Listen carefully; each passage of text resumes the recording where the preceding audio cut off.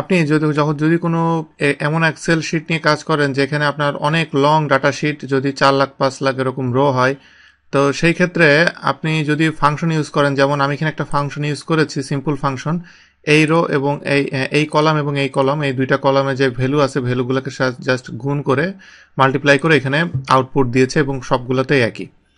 তো সবগুলোতে আমি সিলেক্ট করলে এখানে দেখেন যে সবগুলোর ভিতরে কিন্তু ফাংশন ঠিক না, ফর্মুলা এখানে আমি অ্যাড করেছি। তো এই যে আমি ফর্মুলাগুলো যে আমি এখানে দিয়েছি, এটার ফলে সমস্যা যেটা, আমি এক্সেলের ভিতরে আমি যখনই একটা কিছু লিখবো, যদি আমি এখানে জাস্ট একটা ইনপুট দিলাম, দেওয়ার পর আমি এখান থেকে বেরোয় গেলাম, সে এক্সেল ফুল শিটটাকে রিক্যালকুলেট করবে এবং প্রতিবারই সেই কাজটা করবে। তো এটার জন্যে আপনার কম্পিউটারে যদি বড় ডাটা শিট হয়, আপনার কাজ করতে গেলে দেখবেন একটু স্লো হয়ে গেছে, কারণ প্রত্যেকবার সেই রিক্যালকুলেট করে বলে।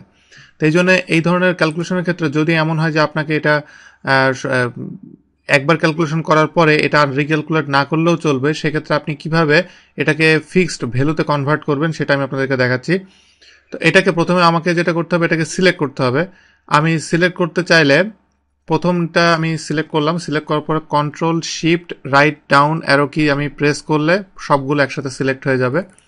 সব সিলেক্ট হওয়ার পরে কয়েকটা ওয়েতে আমি এটা করতে পারি। একটা হলো কন্ট্রোল সি দিয়ে আমি এটা কপি করলাম। কপি করার পরে আমি এখানে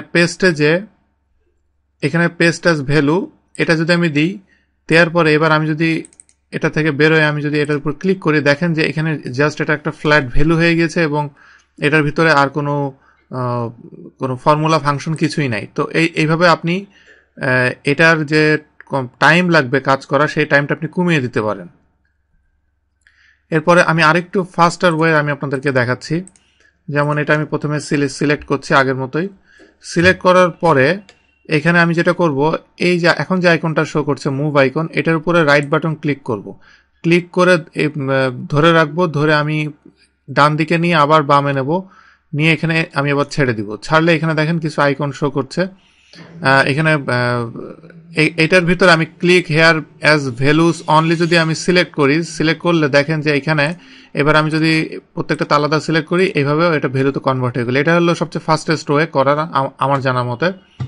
তো এছাড়া আর যেগুলো আছে এইগুলা এখানে দেখেন যে এটা সিলেক্ট, এই যে এখানে আমি কন্ট্রোল সি দিয়ে কপি দেওয়ার পরে এইখানে পেস্টের অপশনের ভিতরে গেলে, পেস্ট স্পেশালে গেলে এই জিনিসটা পেস্টের মানে শুধু নর্মাল পেস্ট না, কতভাবে আপনি পেস্ট করতে পারবেন এখান থেকে আপনারা এটা দেখে বুঝতে পারবেন।